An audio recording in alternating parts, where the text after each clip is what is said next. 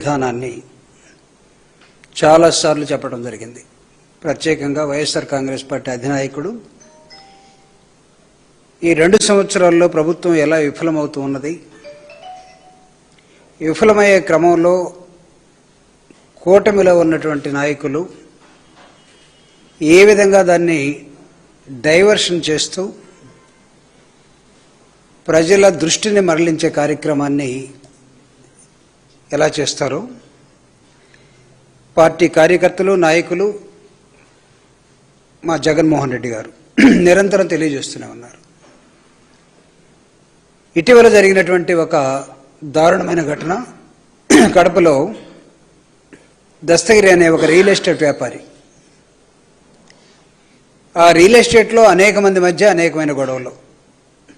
ముందు దస్తగిరి కొడుకుని గాయపరిస్తే కడప రిమ్స్ హాస్పిటల్లో ఉండటం, కొడుకును చూడటం కోసం తండ్రి బయలుదేరితే కాపుగాసి నరికి చంపినటువంటి రియల్ ఎస్టేట్ తరపున ఉన్నటువంటి గోండాలు. దీన్ని తిరిగి మళ్ళా ప్రభుత్వం విఫలమవుతుందని జగన్మోహన్ రెడ్డి గారు కడపలో తన సభల్లో ఉన్నప్పుడు అనేకమైన సమస్యల్ని లేపి చూపిస్తున్న తరుణంలో డైవర్షన్ పాలిటిక్స్కి అలవాటు పడినటువంటి చంద్రబాబు నాయుడు గారు మళ్ళా అదే రాగాన్ని ఎంచుకున్నాడు. ప్రజల దృష్టిని ఎలా మరలించాలి, దస్తగిరి హత్యని వైఎస్ఆర్ కాంగ్రెస్ పార్టీకి ఎలా పుయ్యాలి. మాజీ మేయర్గా ఉన్నటువంటి కడప నిత్యానంద రెడ్డి, ఆయన వైఎస్ఆర్ కాంగ్రెస్ పార్టీ నాయకుడు, ఆయన్ని టార్గెట్ చేసి నిత్యానంద రెడ్డే దీనికి కారణం అని చెప్పి దాని వెనకాల వైఎస్ జగన్మోహన్ రెడ్డి గారు ఉన్నారని చెప్పి 1, 2, 3 మొత్తం మంత్రులే ఒకరి తర్వాత ఒకడు, 1వ కృష్ణుడు, 2వ కృష్ణుడు, 3వ కృష్ణుడు ఎలా వస్తారో ఆఖరికి ఒక లేడీ మంత్రి కూడా సవిత గారు రావటం జరిగింది. సవితనో ఏంటి కారణం? ఇవన్నీ ఈ విధంగా చేసుకుంటూ చూస్తూ పోతే అసలు ఈ రాష్ట్రంలో పరిపాలన ఉందా? నంబర్ 1 ఉంటే అది ఎవరి కోసం జరుగుతూ ఉంది, ఎలా జరుగుతూ ఉంది? మొత్తం రైతులు గిట్టుబాటు ధరలు లేవు, ప్రజలు గగ్గోలు పడుతూ ఉన్నారు, లా అండ్ ఆర్డర్ లేదు. It's totally utter failure government. ఇది ఎవరి కోసం ఎవరు పరిపాలిస్తున్నారో ప్రజలు ఇప్పటికి గమనించేసుకున్నారు.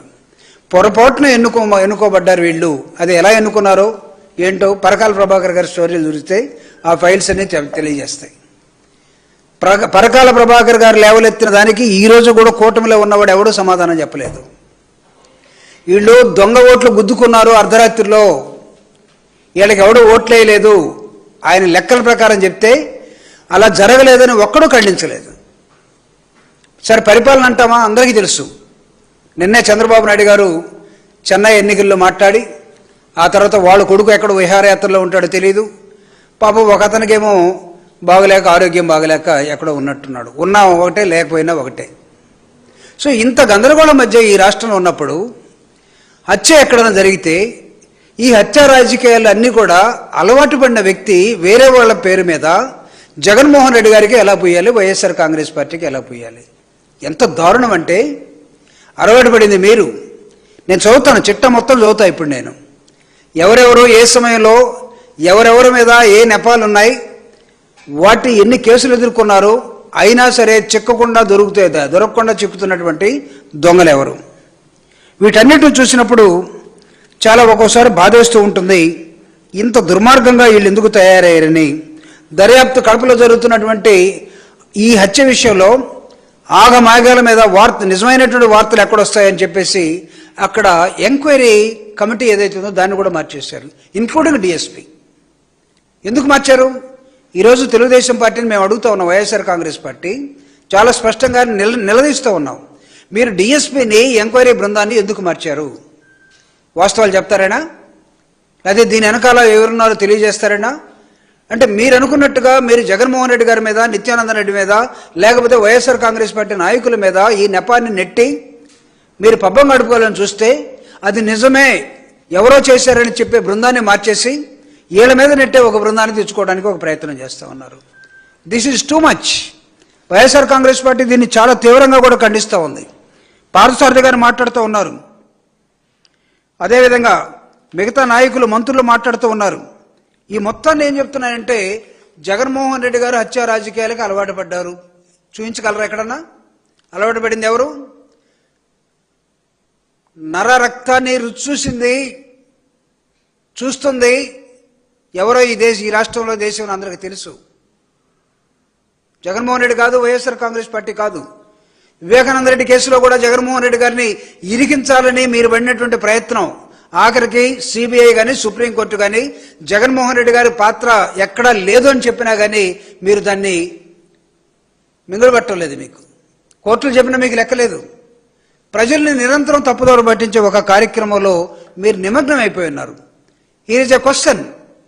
నేను అడుగుతా ఉన్నాను, చంద్రబాబు నాయుడు గారి హత్య రాజకీయాలపైన వైఎస్ఆర్ కాంగ్రెస్ పార్టీ, మేము మాత్రమే కాదు, గతంలో కూడా చాలా మంది, మీ కన్నా లక్ష్మీనారాయణ గారే గతంలో, లేకపోతే దగ్గుబాటి వెంకటేశ్వరరావు గారు, వీళ్ళందరూ మాట్లాడినటువంటి అంశాన్ని నేను ఈరోజు మీ ముందుకు తీసుకొస్తున్నాను. ఈ రాష్ట్రంలో హత్య రాజకీయాలకి పేటెంట్ ఎవరికి ఉంది అని అడిగితే ఆ ఏలు చంద్రబాబు నాయుడు వైపే చూపిస్తూ ఉంటుంది. హత్యలు చేసేది, ఆ తర్వాత నిందలు వేసేది, ఇవన్నీ కూడా చాలా జాగ్రత్తగా ఆరితేరినటువంటి వ్యక్తులు మీరు. తొలి నుంచి చంద్రబాబు నాయుడు గారి వ్యవహార శైలి కూడా అట్లనే కనబడుతుంది. అన్నీ చేస్తూ రాజకీయాల్లో తనంత స్వచ్ఛమైన వ్యక్తి ఎక్కడ లేడని చెప్పుకోవటం ఈయనకి చాలా అలవాటు. శ్రీరంగ నీతులు చెప్పడంలో చంద్రబాబు నాయుడు గారు కానీ తెలుగుదేశం పార్టీ కానీ వీళ్ళని ఎవరు మనం మించిపోయే అవకాశం కూడా లేదు. ఎన్టీ రామారావు గారు అధికారంలో ఉన్నప్పుడు రాజ్యాంగేతర శక్తిగా ఉండి అనేకమైన అంశాల్లో రెండో కంటికి తెలియకుండా, రెండో చేతికి తెలియకుండా చేసినటువంటి దురాఘాతాలు, విజయవాడలో